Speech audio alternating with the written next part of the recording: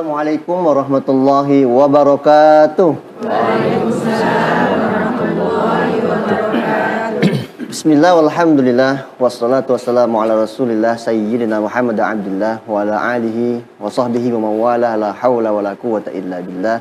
Alhamdulillah, puji syukur atas anugerah Allah di pagi hari ini bisa kembali bersama saya Dayu Okram Miras dalam program Serambi Islami yang setiap hari Kamisnya kita fokus mengkaji tentang ilmu tasawuf yang insya Allah nanti akan dibahas oleh guru kita yang telah hadir di hadapan kita.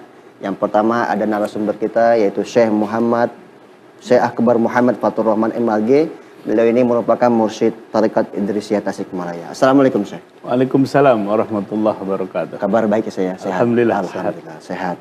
Di hadapan kita juga telah hadir bintang tamu kita yaitu dosen Fakultas Agama Islam Universitas Muhammadiyah Jakarta, Bapak Dr. Risdianto MH. Assalamualaikum. Waalaikumsalam warahmatullahi wabarakatuh. Pak Risdi sehat ya? Alhamdulillah sehat. Ini nggak ada spasinya, manggilnya Pak Risdianto ya. Sehat Pak Risdianto ya? Sehat, alhamdulillah. Sehat. Ada Ustadz Deden, Ustadz Mula, Kori dan penerjemah kita. Assalamualaikum. Waalaikumsalam. Sehat Ustadz ya? Alhamdulillah. Hadir juga jamaah Majelis Ta'lim Uswatun Hasanah Jakarta Timur yang dikoordinator oleh Hajjah Rini Setiawan. Assalamualaikum warahmatullahi wabarakatuh. Waalaikumsalam warahmatullahi wabarakatuh. Bagaimana kabarnya? Alhamdulillah, luar biasa. Allahu Akbar. Hari ini kita akan membahas tentang tasawuf dan jihad. Istilah jihad ini sekarang ditarik penyempinan makna sih. Yeah. Maknanya sangat negatif sekarang. Tapi kita harus gali kembali apa itu jihad sebenarnya. Kita elaborasikan dengan tasawuf. Silakan Syekh sebagai pendahulu. Baik. Bismillah, assalamualaikum warahmatullahi wabarakatuh. Waalaikumsalam warahmatullahi wabarakatuh. Alhamdulillahilladzi ja'ala as-sa'adata fi suhbati su'ada wa afadha min ulumihi wa asrarihi ala qulubil arifina wal awliya. Asyhadu an la ilaha illallah wa asyhadu anna sayyidana Muhammadan abduhu wa rasuluh allazi la nabiyya ba'dah. Amma ba'd. Pemirsa TVRI yang dirahmati Allah Subhanahu wa taala dimanapun berada, Bapak Ibu sekalian yang hadir di studio, mari hidupkan kolbu kita menjadi kolbun syakir namanya. Nabi menyebutnya kolbun syakir, hatinya pandai bersyukur. Dan kolbunya merasakan betapa besarnya anugerah Allah yang tidak bertepi. Bahkan di saat kita malas, di saat kita lupa kepada Allah, tapi Allah tidak lupa memberikan rezekinya kepada kita. Di saat kebanyakan manusia di muka bumi ini ingkar kepada Allah, tapi Allah tidak pernah melupakan janjinya untuk memberikan nikmat-nikmatnya. Baik, Bapak Ibu sekalian, di pagi hari ini kita akan membahas temanya keras ini. Keras sekali. Tasawuf dan jihad ini. Nah, jihad yang dimaksud di sini kalau kita lihat pandangan Syekh Ibnu Qayyim Al-Jauziyah, ada jihadun nafs, ini yang pertama. Ada jihad itu menundukkan, melawan nafsu kita sendiri. Ini yang paling berat ini. Sebab nafsunya 24 jam. Kita sudah hadir di majelis ilmu, udah pas mau berangkat tuh banyak aja alasannya. Betul apa betul? Kalau ke mall banyak alasannya apa enggak? Oh enggak itu. Sudah duduk, ada ngantuk bawaannya, ya, ada ngobrol. Itu kita harus mampu menundukkan nafsu kita. Lalu ada jihadul kufar ini, perang, membawa senjata ke medan perang, menghadapi orang-orang yang kafir, yang memusuhi Islam, yang tidak mau berdamai dengan Islam. Nah ini yang dimaksud jihad di pagi hari ini. Baik, Bapak Ibu sekalian, ini orang kan menganggap tasawuf itu anti dunia, anti uang, apalagi jihad gitu. Nah itu namanya salah paham. Nah, tasawuf itu adalah datang dari Nabi sendiri. Seperti fikih pun datang dari Nabi, tauhid dari Nabi Sallallahu Alaihi Wasallam. Tapi ketika ilmu itu supaya fokus, ada tahapan, metodologinya, bahkan menjadi sebuah materi dan kurikulum, kan ada spesifikasi. Akhirnya muncullah ilmu tauhid, muncullah ilmu fikih, muncullah ilmu tasawuf. Ada yang pakar di bidang fikih, namanya faqih. ahli fikih, ada yang pakar di bidang ilmu tasawuf, namanya sufi. Orang yang pakar di bidang ilmu tasawuf. Nah, jadi kalau kita lihat, ya potretnya Nabi dan para sahabat. Di mana peperangan di dalam Islam itu sebetulnya tidak bersifat ofensif, ya, tidak menyerang, tapi bersifat defensif. Dia menjaga dan mempertahankan. Coba kita lihat, Nabi setelah 13 tahun di Mekah, apakah Nabi mengangkat senjata? Tidak. Bahkan mengalah harus hijrah ke Madinah. 2 tahun di Madinah, kafir Mekah malah menyerang ke Madinah, terjadi perang Badar. Baru di situ udzina lilladzina yuqatalun. Diizinkan berperang bagi orang yang diperangi. Orang yang dizolimi baru diizinkan berperang. Nah, itu perang di dalam Islam. Ya, mungkin bisa dijelaskan kembali, Syekh, arti jihad.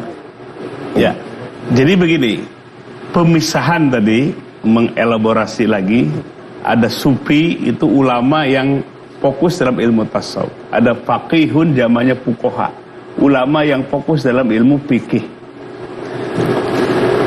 Sebetulnya itu semua datang dari satu diri, dari Rasulullah Sallallahu Alaihi Wasallam. Begitu Nabi agung, ilmunya luar biasa diberikan oleh Allah. Ketika ilmu itu tangan kepada para sahabat, kepada para tabi'in, maka keterbatasan manusia hanya bisa mempakari 1-2 bidang saja. Ya. Imam Syafi'i pakar di bidang apa? Fikih.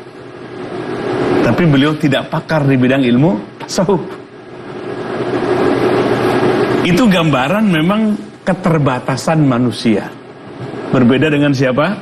Rasulullah Sallallahu Alaihi Wasallam.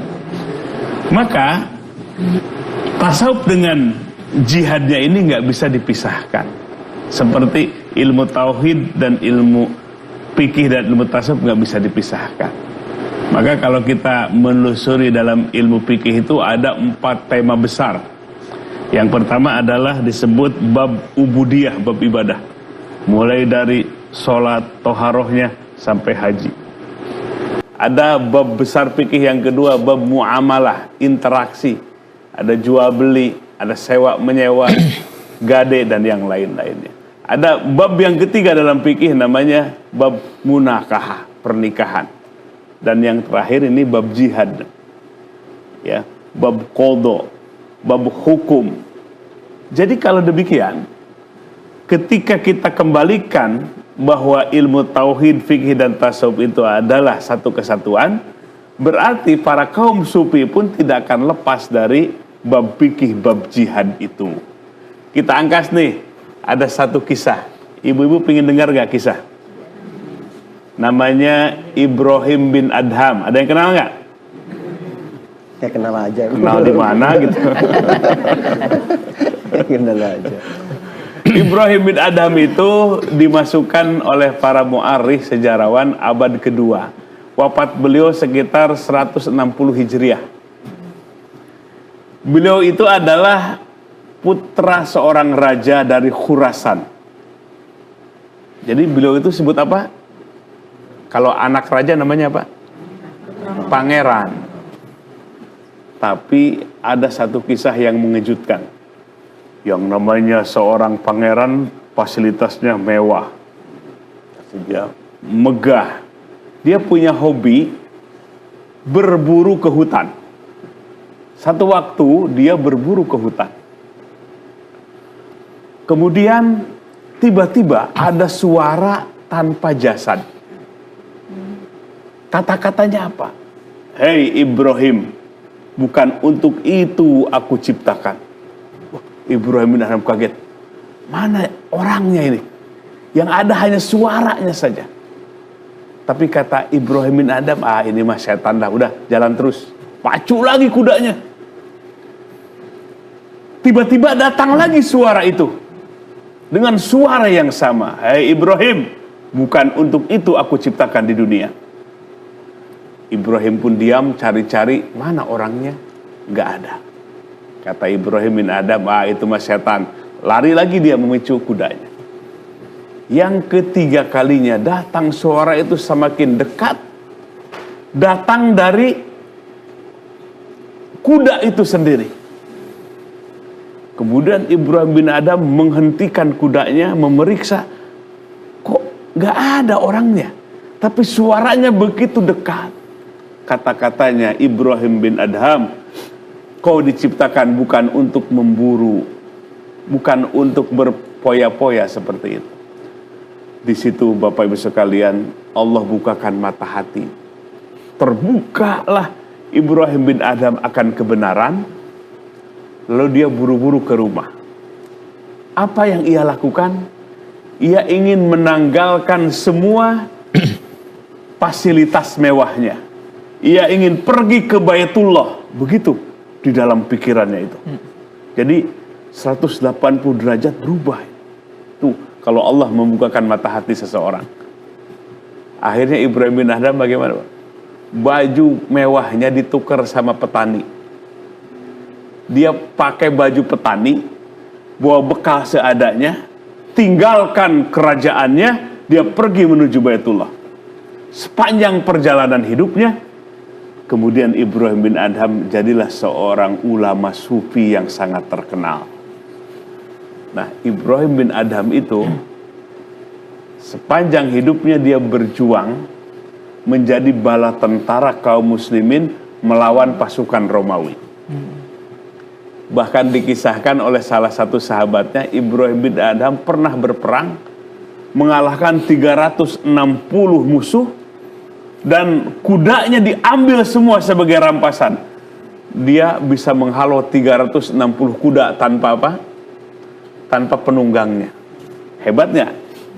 Ini bisa nggak Bapak perang lawan 360?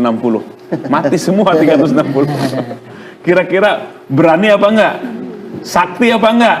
Wah, hebat berarti strategi perangnya. Nah, beliau seorang sufi tapi berjihad di jalan Allah Subhanahu wa taala, dan kabarnya beliau wafat di saat peperangan melawan pasukan Romawi. Saya mau ke Dr. Rizdi, Ustadz Rizdianto. Ini kalau kita sebelum masuk ke dalam tasawuf ya, bahwa jihad ini kan apa ya, definisinya dipersempitkan, bahwa jihad itu ya perang melawan musuh, objeknya adalah orang kafir ya. Saya melihat kalau santri-santri di pesantren itu, Ustadz Rizdi, yang mempelajari Fathul Mu'in, Fathul Qorib, Fathul Wahab, khusus bab jihad, tapi ketika tatbiknya dalam penerapannya mereka nggak jihad gitu, nggak semena-mena mengebom orang yang berbeda keyakinan gitu. Apa yang salah kalau kita melihat dari sini nih, memaknai jihad itu? Ya, Bismillahirrahmanirrahim. Assalamualaikum warahmatullahi wabarakatuh. Waalaikumsalam.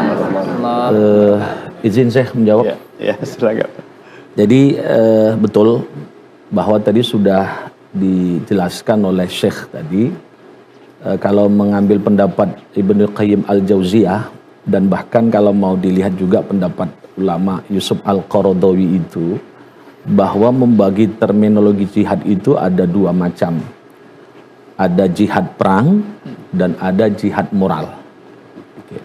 Kalau jihad perang itu dijelaskan dalam Al-Quran itu, ya ayuhan nabiyyu jahidil kuffar wal munafikin waghluz alaihim wa ma'wahumun nar wa bi'sal masir. Itu adalah jihad perang dengan memengkul senjata. Nah, yang kedua yang dikategorikan adalah jihad moral. Jadi ada kesamaan antara pendapat Ibnu Qayyim Al-Jauziyah dengan Yusuf Al-Qaradawi. Kalau beliau itu membagi, yang kedua jihad itu adalah makna jihad moral. Ayatnya tadi sudah dibacakan oleh qori kita dalam surah Al-Ankabut, walladzina jahadu fina lanahdiyannahum subulana wa innallaha lama'al muhsinin. Disitulah yang dikategorikan jihad moral. Nah, maka oleh karena itu Bapak Ibu sekalian, bahwa kaitan tema kita hari ini tasawuf dengan jihad ini sangat matching. Ada hubungan yang sangat erat antara jihad dengan tasawuf. Sehingga kalau mau ditarik bahwa sebenarnya memaknakan jihad dalam versi tasawuf itu adalah bagaimana kita dalam kehidupan sehari-hari bisa melawan nafsu. Kalau bahasanya Syekh tadi, 24 jam nafsu itu bersama kita. Tapi bagaimana kita bisa lawan nafsu itu, itulah yang dikatakan gori jihad, sebagaimana yang dijelaskan jihad moral oleh Ibnul Qayyim Al-Jauziyah dan oleh ulama besar kita yang bernama Yusuf Al-Qaradawi. Maka oleh karena itu pemanaan jihad itu sangat erat kaitannya dengan kajian tasawuf. Saya teringat, Mas, hadis Nabi itu ketika Nabi selesai perang dari suatu perang besar, maka sahabat bertanya, apakah ini sudah dikategorikan jihad yang besar? Belum. Nanti kamu akan melakukan jihad yang besar, yaitu berpuasa di bulan suci Ramadan. Maka oleh karena itu sangat luar biasa sebenarnya tema ini ketika kita kaitkan antara tasawuf dengan jihad. Ya, saya pikir apa yang salah ya ketika hari ini terjadi ya? Ya gitu Syekh. Kelompok-kelompok yang menyuarakan jihad ini, seolah-olah ya, ini mohon maaf kalau kata saya salah ini, Al-Quran yang dianggap sebagai masyadir syariah ini, masyadir asliyah ini, Al-Quran mengatakan bahwa jihad perang itu, seolah-olah Al-Quran ini pedoman perang, pedoman perang gitu. Padahal Al-Quran adalah pedoman kemanusiaan gitu. Nah, artinya jihad ini adalah fi jami' a'malit ta'ah ya, tentang ketaatan. Bisa dielaborasi kembali Syekh tentang jihad? Jadi kan ajaran agama kita itu, kalau kita tarik ke belakang, agama yang diturunkan oleh Allah Subhanahu wa taala hanyalah satu. Itulah Islam. Agama tauhid. Dari Nabi Adam sampai Nabi akhir zaman, Nabi Muhammad sallallahu alaihi wasallam. Yang berbeda adalah syariatnya saja dan minhajnya dan jalannya. Nah, syariat itu aturan ibadah itu berbeda-beda. Satu nabi dengan nabi yang lain. Kenapa? Karena bihasabi durupi al-amakin wal azman, karena disebabkan perbedaan dari tempat dan zaman yang berbeda, maka syariat itu berbeda-beda. Tetapi syariat yang dibawa oleh Nabi Muhammad sallallahu alaihi wasallam, syariatnya itu kholidah ila yaumil qiyamah, kekal sampai hari kiamat. Kenapa? Karena syariatnya sempurna. Syariatnya apa? Sempurna. Sampai urusan perang pun, etika perang pun ada dalam syariat itu. Semuanya terjawab. Ya, semuanya terjawab karena syariat kita adalah syariat yang sempurna sampai hari kiamat nanti. Cuma yang jadi sering persoalan itu adalah gagal memahami syariat itu. Nah, contoh masalah jihad tadi. Maka jihad yang namanya qital, berperang itu, wah jelas-jelas dalam Al-Quran.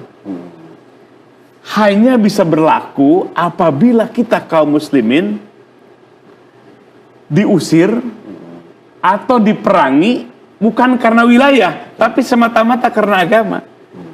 Jadi jelas sekali. Baru di situ jihad mengangkat senjata. Ini kalau baru dikit-dikit dihina, dibikin karikatur, langsung ngebom, wah itu salah. Orang Barat kemarin di pesantren kita di Idrisiyah Tasikmalaya tuh, ini kumpulan ulama-ulama sufi senusantara, ada juga dari Itali, juga dari Damaskus. Kita diskusi tentang agama dan umat ini. Ternyata di Barat, di Itali, banyak orang yang fobi dengan Islam. Dan mereka itu selalu pendekatannya rasionalitas. Kalau nggak rasional, nggak diterima.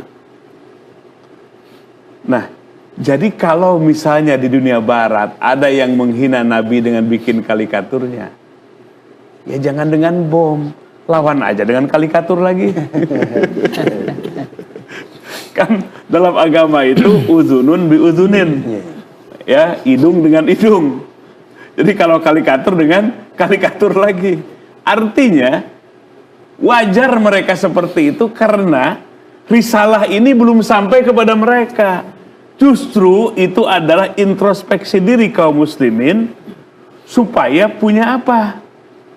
Punya program yang lebih kuat, bisa menghantarkan Islam ke tengah-tengah mereka. Nah, itu yang harus kita lakukan. Jadi jihad mengangkat senjata itu jelas syaratnya. Tidak asal-asal angkat senjata gitu. Maka ini yang sering jadi persoalan. Maka muncullah yang disebut Islam radikal. Padahal bukan Islamnya yang radikal, Muslimnya. oknumnya gitu Baik, yang radikal. Dan Ustadz Rizdianto, kalau kita melihat kata jihad ini dalam Al-Quran itu, ya kalau kita baca dalam Mu'jam Faros itu ada 41 kata jihad. Dan dominasi jihad ini ternyata tidak jihad perang saja sebenarnya. Makanya jangan sampai Al-Quran diartikan sebagai pedoman peperangan gitu. Nah, ada yang menarik ini Ustadz Rizdianto. Kata jihad itu selalu diiringi dengan hajaru, hijrah. Nah, ini hijrah juga sekarang maknanya berbeda juga sekarang. Gimana ketika mengartikan jihad dan hijrah, kemudian dielaborasikan dengan tasawuf, gimana? Silakan Ustadz Rizdianto. Ya, bahwa memang kalau kita lihat di Al-Quran itu, Allah sering menggandengkan antara kalimat jihad dengan hijrah. Nah, ini artinya apa?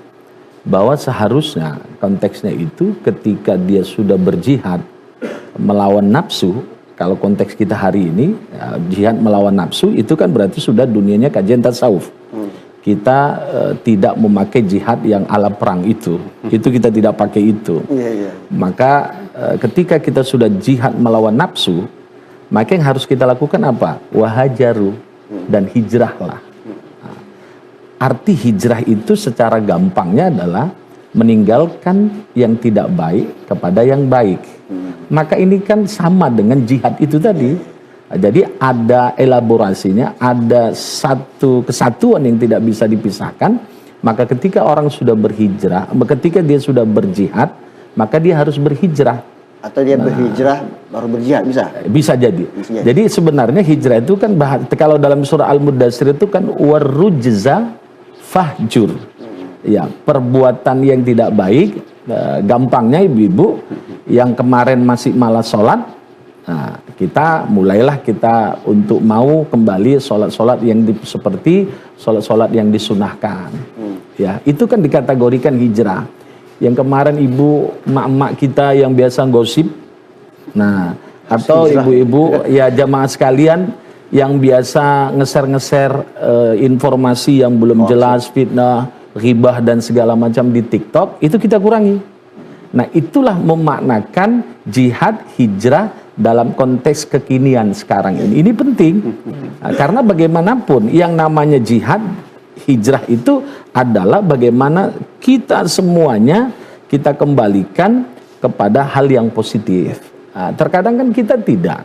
Ya, kalau kita kadang tangan kita ini paling gampang, ya kadang maaf ya jamaah sekalian, Bapak Ibu sekalian, kita kadang baca Quran rajin.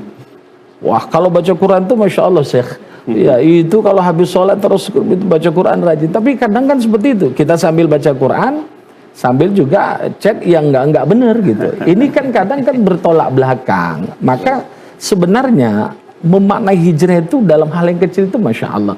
Hari ini kita di majelis taklim pada hari ini kan juga dalam arti kata jihad dan hijrah dalam konteks tasawuf itu, Mas. Ya, baik Syekh.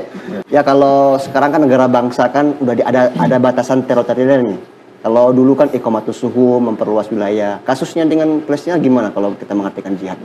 Ya, tentu bagi orang Palestina jihad ya melawan Israel itu bagian dari jihad. Mereka dalam konteks Palestina. Kenapa? Karena Israel itu hadir dan menjajah. Dan kemudian kita lihat sampai hari ini begitu nampak di hadapan mata seluruh dunia. Yang sudah terbunuh berapa? 26.000. Itu yang terhitung. Itu yang terhitung. Bayangkan Bapak Ibu sekalian, nyawa begitu murah bagi muslim warga Palestina, khususnya Gaza. Murah sekali. 26.000 itu hitungan kasarnya. Faktualnya seperti apa?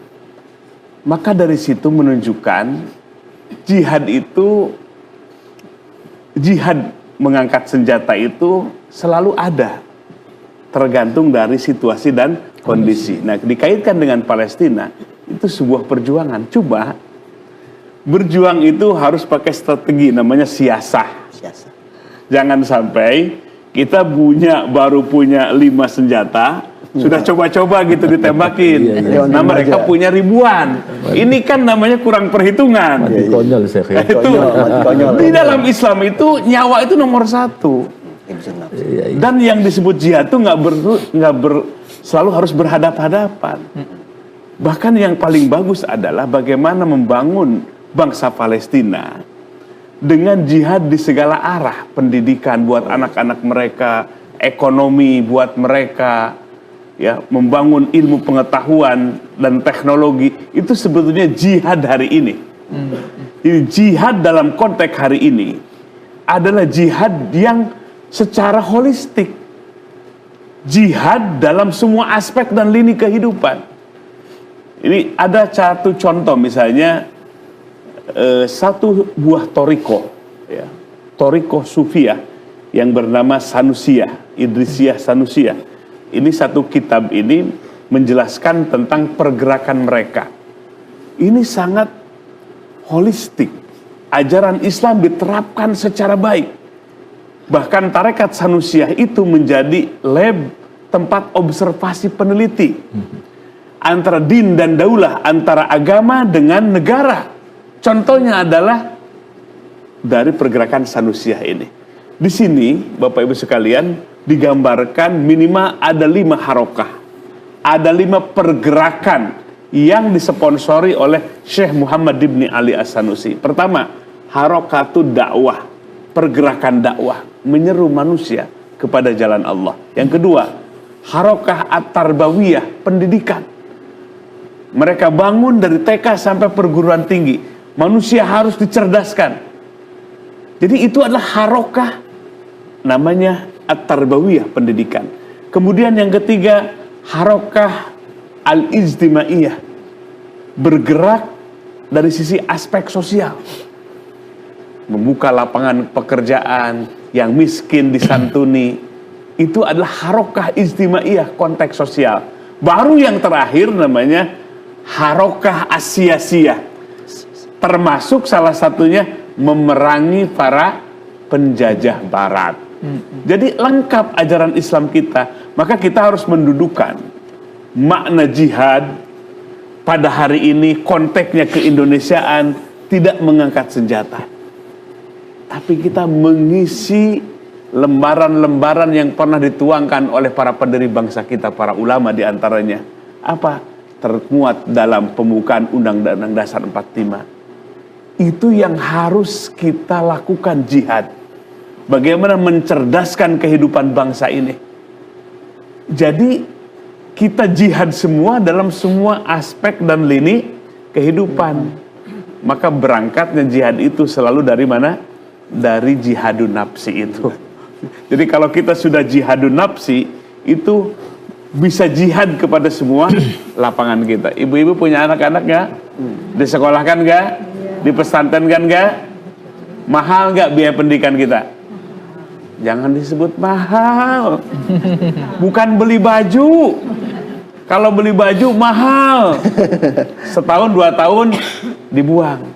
Tapi kalau biaya pendidikan itu adalah jihad kita untuk mencerdaskan anak-anak kita. Makanya nggak ada biaya pendidikan, nggak ada biaya pesantren yang mahal. Kenapa? Karena kita bukan transaksi ekonomi. Itu adalah bentuk jihad kita mencerdaskan anak-anak kita. Gitu.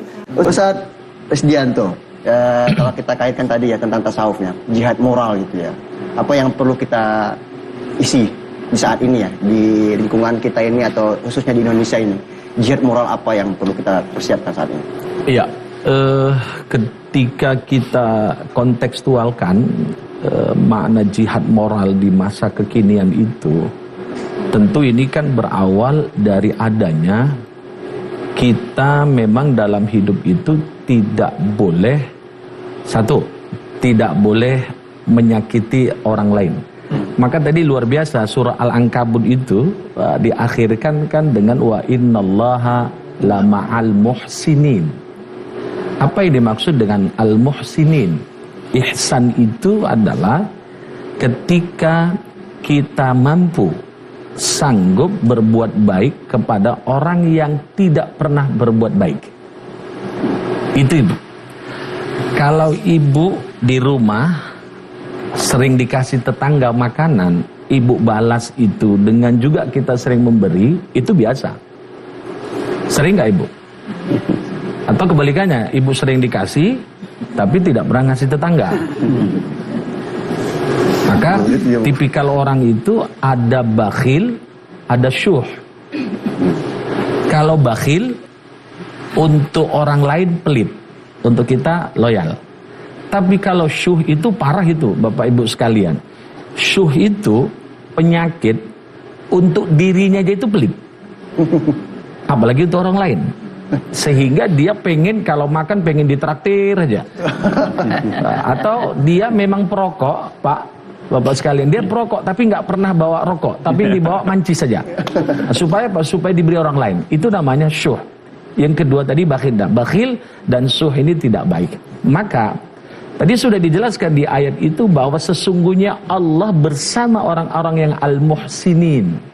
Muhsinin itu ialah kita sanggup, nah konteks jihad tadi, dalam kekinian itu, dalam jihad moral itu, kita sanggup berbuat baik kepada orang yang tidak pernah berbuat baik.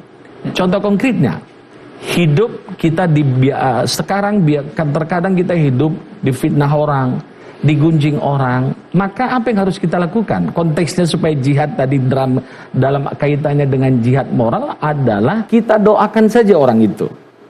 Bukan didoakan untuk cepat wafat, bukan. Salah itu. Didoakan supaya dia mendapatkan petunjuk dari Allah. Jadi konteksnya seperti itu hari ini. Maka siapapun yang sudah kita anggap tidak baik, kalau bisa jangan dibalas dengan sesuatu yang tidak baik juga. Maka doakan dia kepada Allah, semoga dia mendapatkan petunjuk dan hidayah dari Allah. Jadi seperti itu. Maka ayat itu luar biasa, surah Al-Ankabut tadi yang sudah dibacakan oleh qori kita. Wa innallaha la ma'al muhsinin. Sesungguhnya awalnya tadi kita disuruh jihad moral. Contoh konkretnya jihad moral itu adalah sesungguhnya Allah bersama orang-orang yang muhsinin. Jadi hidup usahakan jangan membalas keburukan orang, kita balas juga dengan keburukan. Ibu dijutekin orang, ibu jangan balas dengan jutek juga ibu. Balas dengan senyum. Sanggup nggak bu? Nggak sanggup kayaknya. Ibu sanggup nggak? Kalau bapak-bapak sanggup. Nah, kalau bapak-bapak sanggup, kalau ibu-ibu kita nggak tahu ini. Maka itu yang dilakukan Nabi. Maaf, dalam riwayat dijelaskan Nabi hidupnya dicaci maki, hidup kadang lewat di satu gang diludahi orang. Tapi yang Nabi lakukan bukan itu. Doakan dia ketika seorang yang meludahi tadi didatangi oleh Nabi, dilihat beliau sedang sakit. Akhirnya beliau datang dan akhirnya itu masuk Islam. Masya Allah. Jadi seperti itu, ibu dijutekin orang, maka jangan jutekin juga. Ya, datanglah ataupun kalau ketemu dia, hadapilah, tegur sapa dengan wajah yang senyum. Kita sudah masuk dalam sesi tanya jawab. Satu dari Viti, nanti 3 atau 5 pertanyaan kalau ada waktu dari jamaah. Ibu sudah mempersiapkan? Sudah? Ini ngantuk atau gimana ini? Kurang semangat ini kayaknya ya. Kayaknya habis ini langsung jihad ya saya. Biar semangat. Oke, yang pertama pertanyaan dari Viti, silakan ditayangkan. Bismillahirrahmanirrahim. Assalamualaikum warahmatullahi wabarakatuh. Selamat pagi, Syekh.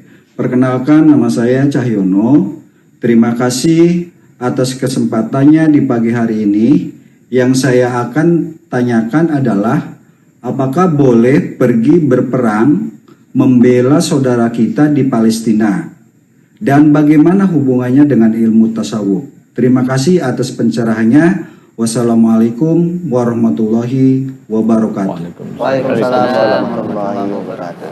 Kita kalau pergi ke Palestina untuk jihad boleh nggak sih? Gimana sih? Ya baik, Bapak Ibu sekalian, kalau kita lihat ada perintah dalam agama kita, ada larangan. Dalam perintah itu selalu menggunakan kata-kata mastatotum. Allah perintahkan A, tapi mastatotum, sesuai kemampuanmu, batas kemampuanmu. Tapi kalau dalam larangan tidak ada sesuai kemampuanmu. Larangan itu hanya memerintahkan kita supaya diam. Kalau diam bayar apa enggak? Kan enggak. Jadi kalau larangan itu nggak ada kalimat mastatotum, sesuai kemampuanmu. Tapi catatan, ketika Allah perintahkan, Begitu hebatnya Allah. Allah yang tahu kadar batas kemampuan kita. Maka ada kalimat mastata'tum. Sesuai dengan kesanggupanmu, kemampuanmu, kekuatan terakhirmu, begitu. Nah, begitu juga dengan perang, menyikapi perang di Palestina, saudara-saudara kita. Maka kalau kita tidak ada kemampuan, maka istitoah kita tidak mampu, maka tidak menjadi kewajiban. Satu itu.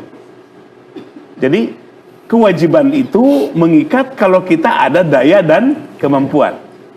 Kemudian yang kedua, ada kewajiban-kewajiban itu yang digerakkan oleh penguasa atau pemerintah.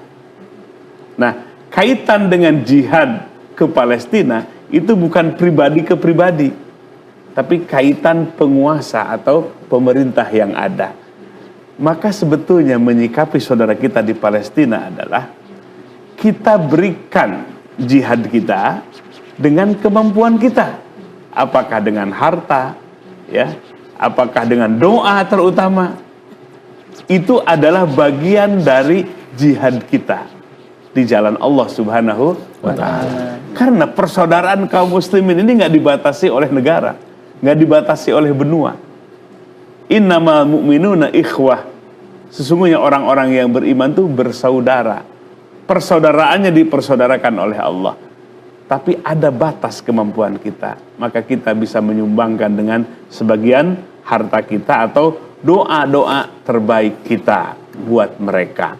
Nah, ini yang harus kita lakukan dan harus kita sikapi. Jangan sampai nanti ibu mau kemana? Mau ke Palestina gitu. Ikut perang tuh. Ikut perang gitu. Ya, ikut perang senjata aja nggak punya, gimana? Berperang di sana itu harus pakai apa? Senjata. Senjatanya mana? Nah, itulah wilayah namanya pemerintahan. Bukan kaitan dengan pribadi-pribadi muslim, tapi kaitan terhadap pemerintah dan penguasa.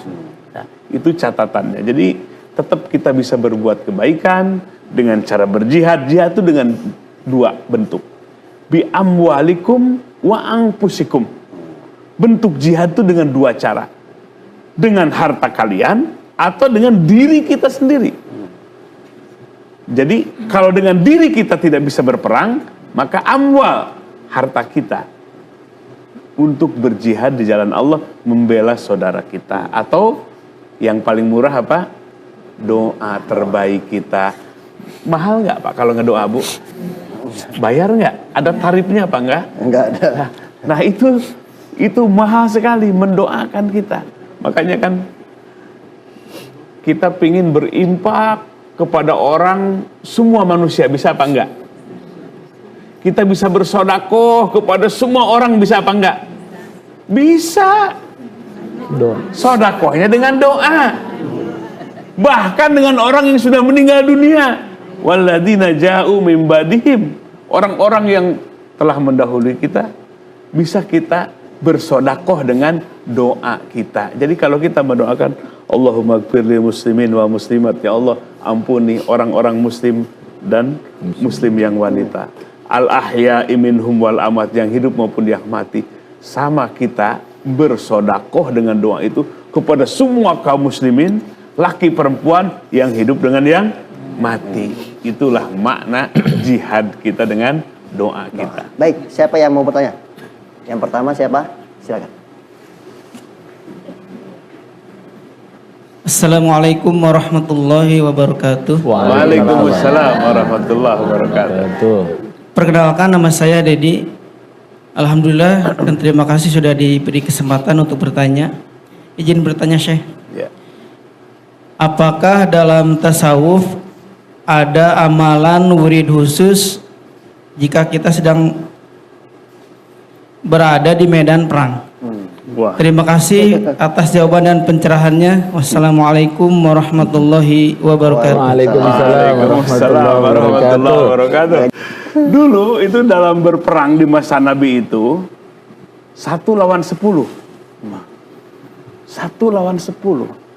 Ternyata yang satu itu bisa mendatangkan pasukan dari langit, para malaikat yang kasat mata. dibela oleh Allah 1 lawan 10, diringankan 1 lawan 3. Kenapa? Ternyata ada kekuatan lain.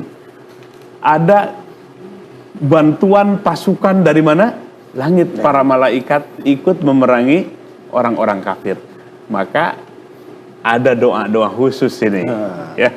Dicatat, Bu. Catatnya.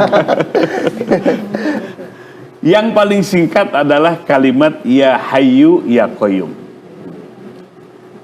Syekh Ahmad bin Idris radhiyallahu an, muassis Thariqah Idrisiyah, membuat namanya Majmu'ah Syarifah, kumpulan yang mulia. Intinya isinya adalah ada sholawat, ada zikir, dan ada namanya Hafidhah Nabawiyah. Apa yang disebut dengan Hafidhah Nabawiyah? Ini Ustaz Deden. Hafidhah Nabawiyah itu satu bacaan yang dibacakan oleh Nabi untuk meminta perlindungan kepada Allah dari kejahatan makhluknya, baik makhluk yang zohir maupun makhluk yang batin. Makanya kalau ibu-ibu jangan takut dengan santet. Kenapa? Kita punya amalan dari Nabi. Cuma hafal nggak Hafidhah Nabawiyahnya? Nah ini dia. Kita harus menggali potensi yang Allah berikan. Jangan sampai kita nyari-nyari perlindungan dengan keris, besi kuning, ada apa katanya? Ada apa tuh? Jin itu apa namanya? Apel jin katanya. Seperti apa itu apel jin? Untuk apa? Melindungi diri katanya. Ya, itu mah bagi orang yang bodoh. Kita sudah diajarkan oleh Nabi, semua ajarannya sempurna, termasuk melindungi diri kita, harta kita, keluarga kita dari kejahatan makhluk yang zohir maupun kejahatan makhluk yang batin. Hafidhah Nabawiyah. Contoh misalnya kalimat A'udzu bikalimatillahi tammati kulliha min syarri ma khalaq. Itu salah satu namanya wirid yang terhimpun Hafidhah Nabawiyah. Ya Allah, aku berlindung denganmu dengan kalimat-kalimat yang sempurna dari keburukan, kejahatan makhluk-makhlukmu. Nah ini dibaca. Ya, kalau ada orang yang mengguna-guna, kalau orang ada yang mensantet, tidak akan berikan madarat. Sepanjang kita kembali kepada Allah dan baca wirid-wirid itu. Nah, mau dapat nggak ijazahnya? Mau nggak? Ya ke Tasik lah. Biar dapat oleh-oleh nih saya. Nah, jadi dulu bahkan sejarah ini kan bangsa ini dijajah lama 350 tahun. Maka hadir pondok-pondok pesantren, para ulama membuat laskar Hizbullah. Ya senjata yang dipegang hanya bambu runcing. Tapi para ulama kita, para ulama sufi kita, para kiai kita memberikan bacaan-bacaan yang diajarkan oleh Nabi dalam menghadapi penjajah. Itulah yang disebut dengan wirid khusus menghadapi musuh-musuh Allah. Kalimah-kalimah perlindungan kepada Allah dari kejahatan, termasuk para penjajah itu jahat. Maka atas izin Allah itu dikisahkan, Ustaz Dayu pulang dari Bandung menghadapi Belanda. Murid-murid santri-santri di Idrisiyah di pesantren sebelum berangkat minum air dulu, airnya didoakan. Kemudian baca kalimah, ada Ya Hayyu Ya Qayyum, ada kalimah perlindungan kepada Allah. Itu musuh dengan senjata yang canggihnya, yang robek hanya gamisnya, hanya bajunya saja, tapi tidak tembus ke badannya atas izin Allah. Kenapa? Kita meminta perlindungan kepada Allah. Diselamatkan oleh Allah, dijaga oleh Allah, walaupun musuh dengan senjata yang sangat lengkap. Nah, itulah wirid khusus. Ya. Baik, khusus. Dicatat Ibu ya. Diamalkan juga. Ini jangan-jangan pergi perang habis ini saya. Baik, pertanyaan selanjutnya siapa? Yang kedua, silakan. Assalamualaikum warahmatullahi wabarakatuh. Waalaikumsalam warahmatullahi wabarakatuh. Perkenalkan, nama saya Yanti Ahmad. Terima kasih untuk kesempatan yang diberikan kepada saya. Ya. Saya ingin bertanya, Syekh, apa jihad yang bisa dilakukan seorang istri yang kebetulan suaminya adalah seorang tentara yang ditugaskan ke medan perang? Terima kasih untuk jawaban yang diberikan. Assalamualaikum warahmatullahi wabarakatuh. Waalaikumsalam warahmatullahi wabarakatuh. Mungkin Ustaz Rizdianto bisa menjawab ini. Ya. Gimana? Makasih. Ini pertanyaannya luar biasa ini. Ya Bu, bagaimana kita seorang istri ketika memang suaminya sedang berperang, jihad apa yang bisa kita lakukan? Pertama, jihad yang dilakukan istri adalah dengan menjaga kehormatan diri. Nah, ini penting. Karena bagaimanapun ketika ditinggal suami, berarti kan kita jauh dari suami, maka yang bisa mengawasi kita itu adalah diri kita sendiri. Maka ibu-ibu sekalian, ya bukan hanya sekedar ditinggal berperang, ditinggal kerja, yang keluar kota, keluar negeri dan segala macam, maka jaga harga diri ibu, tunjukkan bahwa ibu itu menjadi istri yang soleha. Walaupun nama ibu bukan soleha, kan seperti itu. Jaga diri itu penting. Kenapa? Karena harga diri seorang suami itu adanya di seorang istri. Maka dengan ketika suami bekerja, suami berperang, maka yang harus dilakukan pertama adalah jaga harga diri kita. Itulah yang dilakukan oleh sahabat Nabi. Para sahabat Nabi ketika mereka berperang, istrinya tetap menjaga diri di rumah dengan sebaik-baiknya. Itu yang pertama. Yang kedua, apa yang bisa dilakukan istri dalam rangka untuk berjihad? Yang kedua adalah doakan suami di dalam keadaan apapun. Maka doakan beliau, insya Allah, karena doa istri kepada suami itu menjadi satu hal yang luar biasa. Maka doakan suami ibu di dalam beberapa kesempatan, di berbagai kesempatan, sehingga di dalam berperang mereka akan mengalami peperangan dan pada akhirnya mendapatkan hasil yang diharapkan. Maka doakan dia. Selanjutnya yang ketiga adalah yang bisa dilakukan istri, karena kita juga ditinggalkan suami dalam keadaan perang itu ada anak di rumah, maka didik anak-anak kita. Maka didik anak-anak kita sehingga ini menjadi tanggung jawab kita. Kan tidak mungkin lagi kita urusan anak kita lapor kepada suami sementara mereka dalam keadaan berperang. Maka amanah yang diberikan Allah ketika suami berperang, tapi pertanyaannya agak ekstrim juga ini ya. Kira-kira memang pernah nggak Bu suaminya itu ikut perang? Tapi ini konteksnya bisa ya. apa ya? Ini contohnya bukan perang dalam arti mana perang yang sebenarnya. Iya, lah. itu. Tapi yang terpenting ketika memang dia sedang berperang, jaga anak dengan kita didik dengan sebaik-baiknya. 3 jalan ini di antara berbagai macam jalan tadi, insya Allah pertama doakan dia, yang kedua jaga harga diri ibu, yang ketiga adalah ketika memang ada titipan anak maka jaga anak tadi, berlakukan anak tadi dengan sebaik-baiknya. Itu insya Allah yang bisa kita lakukan. Baik, ada yang masih bertanya? Oh ya, silakan. Assalamualaikum warahmatullahi wabarakatuh. Waalaikumsalam. Nama saya Siti Masito. Izin bertanya Ya, silahkan. bagaimana berjihad dengan harta? Sementara tasawuf mengajarkan fakir dan zuhud dari dunia. Terima kasih. Wassalamualaikum warahmatullahi wabarakatuh. Waalaikumsalam warahmatullahi wabarakatuh. Ya baik, ini pertanyaannya ya, luar biasa ini. Jadi mewakili artinya orang-orang yang masih salah memahami. Di dalam ilmu tasawuf itu ada beberapa ajaran yang paling banyak disalahartikan. Satu adalah fakir. Ajaran tasawuf mengajarkan satu makom namanya al-fakru, fakir. Tapi yang dimaksud fakir bukan fakir menurut ilmu fikih.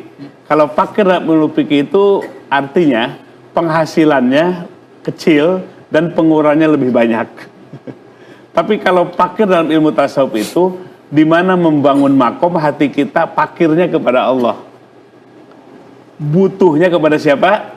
Kepada Allah. Ya ayuhan nas antumul fuqara'u ilallah wa nahnul agniya. Hai sekalian manusia, kalian itu harus fakir kepada Allah. Artinya butuh kepada Allah. Kami yang maha kaya, tidak butuh kepada makhluk yang manapun juga. Nah, jadi fakir dalam ilmu tasawuf adalah satu makom di mana kalbu kita harus selalu butuh kepada Allah.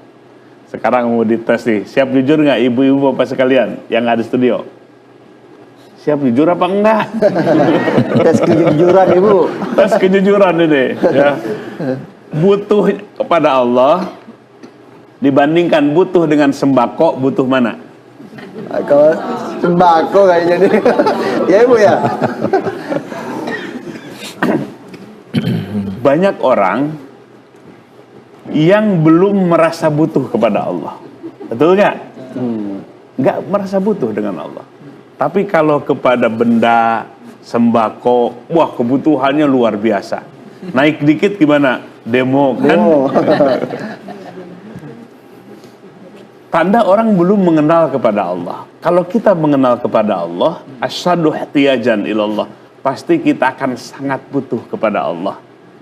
Lihatlah ungkapan Nabi di mana beliau bersumpah, waladzi nafsi biyadih, demi zat, yaitu Allah, demi Allah yang senantiasa menggenggam diriku. Jadi Allah lah yang menggenggam diriku. Jadi kita harus butuh kepada Allah. Mata kita masih bisa melihat semenjak lahir sampai sekarang, kemampuan kita atau izin Allah? Izin Allah masih mengizinkan. Mulut kita masih bisa berbicara, alhamdulillah. Kemampuan kita atau izin Allah? Kaki kita masih bisa melangkah, banyak ke masjid, ke madrasah atau ke mall. Masih bisa melangkah, kekuasaan kita atau izin Allah? Izin Allah. Buktikan nanti, kalau orang sudah datang namanya ajal kematian, pasti di situ akan merasakan semua adalah kekuasaan Allah. Kalau mata sudah terpejam selama-lamanya, tubuh sudah terkujur, mulut terkunci selama-lamanya, disitulah itu semua adalah kekuasaan siapa? Kekuasaan Allah. Nah, al-fakir atau al-fakru dalam ilmu tasawuf itu membangun kualitas hati yang benar-benar butuh kepada siapa? Kepada Allah. Yang kedua, yang banyak disalahartikan dalam ilmu tasawuf itu tentang zuhud. Zuhud itu dianggap meninggalkan dunia. Zuhud itu dianggap tidak butuh dengan dunia. Pada zuhud yang dimaksud adalah lawan dari hubbud dunia. Apa hubbud dunia? Penyakit hati hubbud dunia. Hatinya cinta kepada dunia. Ibu-ibu punya mobil, simpanlah di garasi, jangan simpan di hati. Yang dimaksud di hati itu mobil, ya bisa nggak mobil disimpan di hati? Bukan, cintanya. Jadi janganlah cinta kepada dunia. Dunia itu hanya alat, bukan tujuan. Maka maksudnya dunia itu jangan simpan di hati, itu maksudnya jangan dicintai, karena itu hanya alat semata saja. Baik. Kori mau bertanya, Sadedan? Bagaimana ketika kita menghadapi orang yang, atau begini, bagaimana cara berjihad kita menghadapi orang yang berbeda pemahaman dengan kita? Itu bagaimana kira-kira, Syekh? Jadi memang hari ini kan kita berhadap-hadapan dengan orang yang merasa lebih hebat manhajnya, lebih hebat ilmunya, lebih sunnah amalannya, sehingga melihat orang lain itu ahli bid'ah aja. Padahal persoalannya adalah beda sudut pandang. Coba lihat gunung dari sebelah barat, bisa dilihatnya dari sebelah timur, itu akan bisa beda-beda. Padahal yang dilihat gunung yang sama, tapi sudut pandangnya yang beda. Ada yang lihat dari barat, ada yang lihat dari timur. Begitu juga agama. Orang punya sudut pandang. Betul ini, perlu jihad. Artinya jihad itu apa? Mengevaluasi diri. Kebenaran agama nggak ada semuanya di kepala kita. Kebenaran itu bukan di kepala kita saja. Kebenaran itu bisa di yang lainnya, di kelompok yang lainnya, di majelis ilmu yang lainnya. Nah, kita belajar jadi hamba yang apa? Menahan jihad untuk tidak menghukumi orang lain. Makanya kan kalau para ulama selalu bilang kalau udah ceramah, wallahu a'lam bishawab. Ini juga sama, wallahu a'lam bishawab, tapi lisannya doang. Kalau wallahu alam bisawab, Allah lah yang lebih tahu kepada yang benar. Pasti sikapnya benar. Dia tidak akan menghukumi, menuding ahli bid'ah kepada orang lain. Karena cara pandang yang berbeda. Nah, ini penting nih. Pertanyaan dari Qori kita ini benar-benar ini. Jihad dalam rangka apa? Menahan diri untuk tidak menghukumi kepada amalan yang berbeda dengan kita. Kayaknya mereka jihadnya suka menyalahkan saya. Jadi Ustaz Rizky ada menambah? Oke, silakan.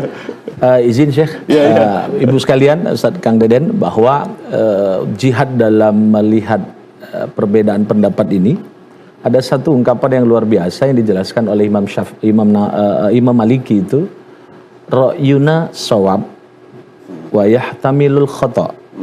Ra'yunal khata' wa yahtamilus shawab. Artinya, pendapat kami benar, kemungkinan benar, tapi juga pendapat kami benar, kemungkinan juga salah. Pendapat kami salah, kemungkinan juga adalah benar. Artinya, kalau memang itu dinamikanya masalah khilafiyah, maka sampai kapanpun itu semua adalah relatif kebenarannya. Intinya, jihad dalam memahami perbedaan itu tadi, bahwa kita hidup kemungkinan harus berbeda. Masalah benar enggaknya, kalau bahasa Syekh tadi, wallahu a'lam bishawab. Terima kasih. Kita sudah masuk dalam segmen terakhir, yaitu kesimpulan dari tema kita kali ini. Ustaz Rizky, closing statement terkait tema kita kali ini. Terima kasih.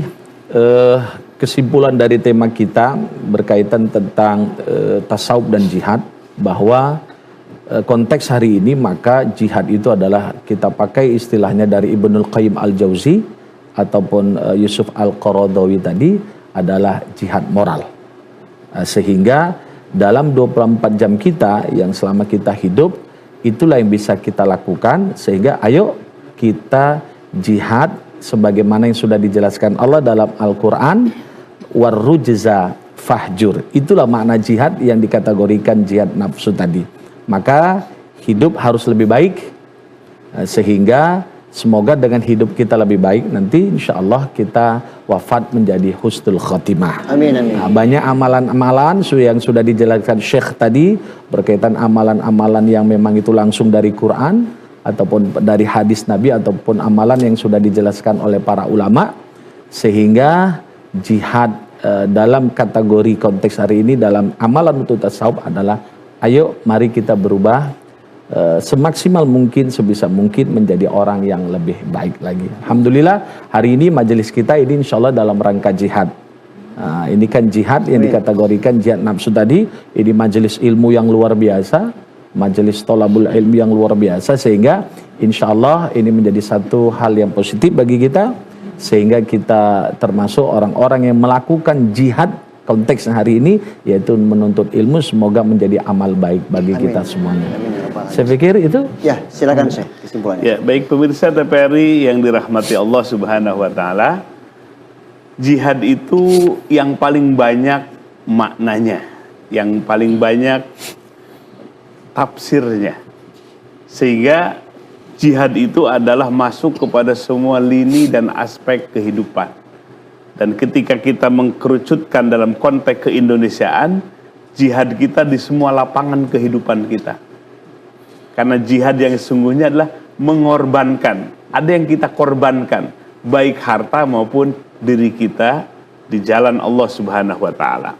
Dan ketika jihad itu dikaitkan dengan tasawuf, jihad berperang, telah banyak contoh dari masa para nabi, masa sahabat, masa tabi'in, dan setiap generasi ada tokoh-tokoh sufi yang menggerakkan kaum muslimin untuk jihad di jalan Allah.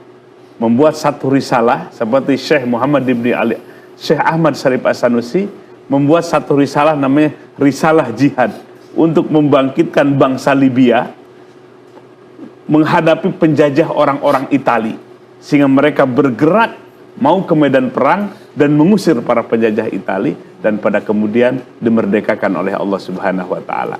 Jadi itulah makna jihad dalam hubungannya dengan ilmu tasawuf.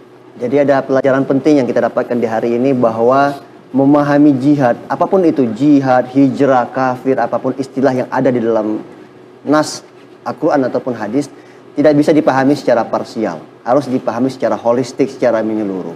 Maka tadi yang bisa kita terapkan dalam kehidupan sehari-hari, jihad bukan diartikan sebagai mengangkat senjata. Kata Jamal Banna itu, bukan mati di dalam fisabilillah, tetapi hidup di dalam fisabilillah. Dan jihad di sini juga diartikan sebagai para ulama adalah fi jami' a'malit ta'ah. Segala aktivitas apapun profesi kita, niatkan selagi itu tidak keluar dari syariat Islam, diniatkan itu adalah jihad fisabilillah. Terima kasih Syekh atas ilmunya. Ustadz Dr. Risdianto MH, terima kasih juga Ustadz Deden, Ustadz Mula, jamaah dari Majelis Taklim Uswatun Hasanah. Terima kasih, dan tentunya juga para pemirsa yang ada di rumah. Mohon maaf apabila ada kata yang salah. Jangan lupa tonton terus Serambi Islami yang kajian tasawuf setiap hari Kamis jam 4.30 hanya di TVRI. Wallahu yufiquna fima yuhibbu wa yarda. Assalamualaikum warahmatullahi wabarakatuh. Waalaikumsalam. Pemirsa TVRI yang dirahmati Allah Subhanahu wa taala, Bapak Ibu sekalian yang hadir di studio, mari pejamkan kedua matanya, tundukkan khudu wa tazallul di hadapan Allah. Mari kita bermuhasabah, flashback, apa sih yang kita lakukan selama ini? Mulai dari balik sampai pagi hari ini. Catatannya ada di hati kita. Dan malaikat mencatat raqib maupun atid, dan itu tercatat sampai nanti di hari kiamat nanti. Perjalanan hidup kita sudah panjang. Banyak pembelajaran yang Allah berikan kepada kita. Dan dunia ini disebutkan oleh Sayyidina Ali, ad-dunya irtahalat mudbiro. Dunia ini pergi semakin menjauh. Bukan bertambah umur kita setiap datang tahun, tapi berkurang sisa umur kita. Wal akhiratu irtahalat mukbilah. Sementara akhirat datang semakin mendekat kepada kita. Mari kita semua untuk mengevaluasi diri, sibuk dengan memperbaiki aib dan dosa-dosa kita di masa lalu. Kemudian sibukkan waktu demi waktu untuk taat dan ibadah kepada Allah, sehingga tidak ada peluang dan kesempatan untuk jatuh berbuat maksiat kepada Allah Subhanahu wa taala. Hidup ini adalah, dunia ini akan menentukan nasib kita selama-lamanya di akhirat kelak.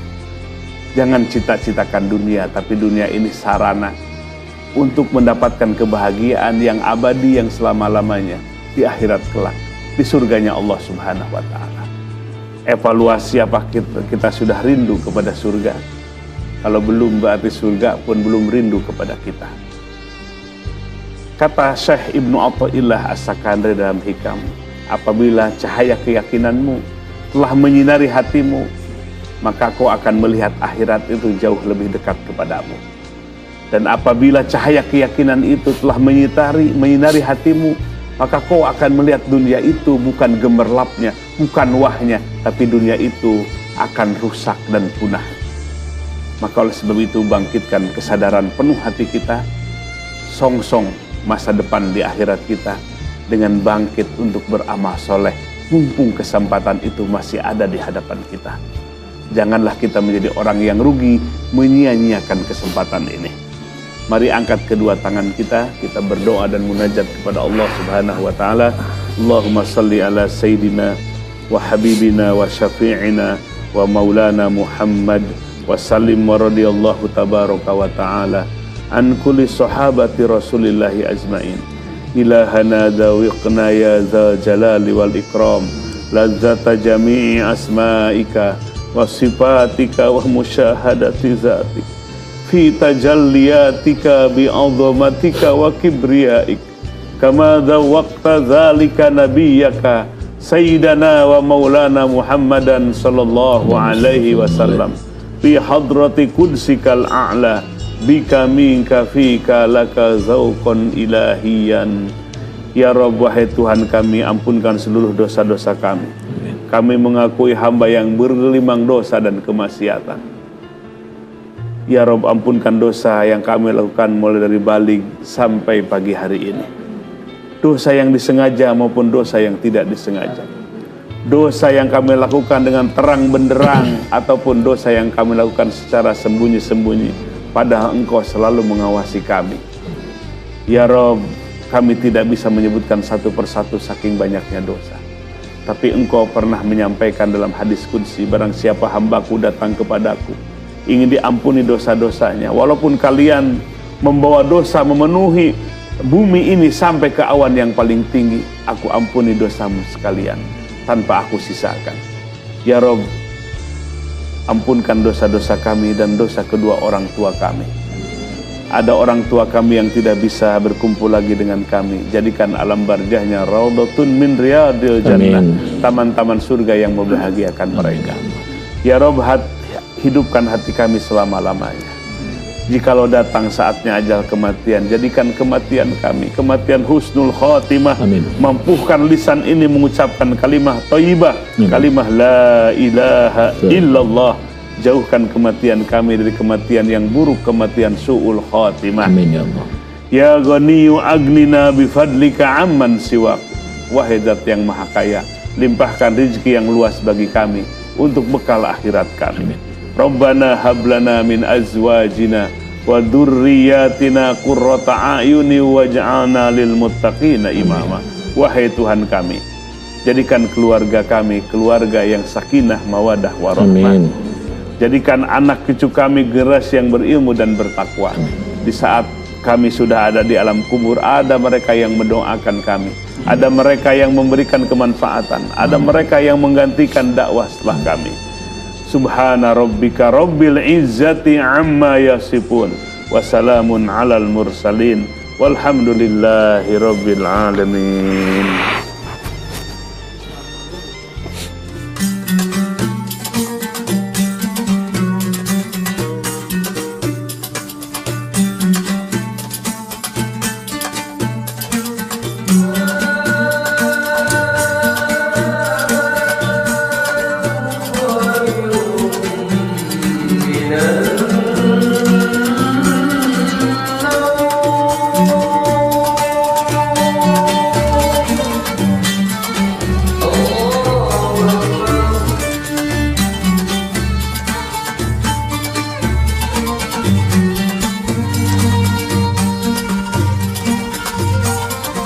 Serambi Islami.